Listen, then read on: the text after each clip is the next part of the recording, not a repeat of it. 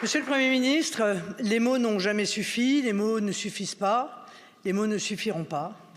Aujourd'hui, alors qu'elle remplissait sa mission au service des enfants de France, qu'elle était un de ces maillons qui permet de garantir à nos enfants le droit à l'éducation tel que décrit dans la Déclaration universelle des droits de l'homme, à 31 ans, Mélanie est morte poignardée par un élève. Mes pensées vont à sa famille et en particulier à son très jeune enfant. Un nouveau drame vient donc de toucher l'école et par conséquent l'ensemble de notre nation. Un drame, pas un fait divers, sur lequel on brainwasherait, un drame qui appelle une réponse politique. C'est parce qu'il n'y a jamais eu de réponse politique que notre société a vu la vie être progressivement désacralisée.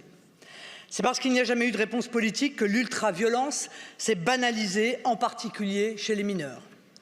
C'est parce qu'il n'y a jamais eu de réponse politique que des enfants deviennent orphelins et des parents sont obligés d'enterrer des enfants victimes de la barbarie.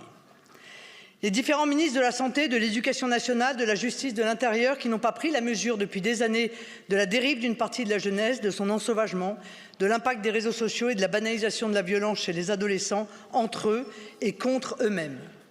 Ces mots, tirés de la lettre publiée par la mère du jeune Elias, il y a quelques jours, sonnent terriblement justes en ce 10 juin.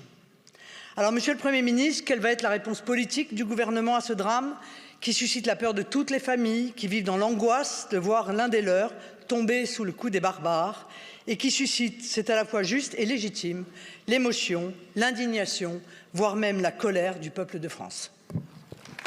Je vous remercie.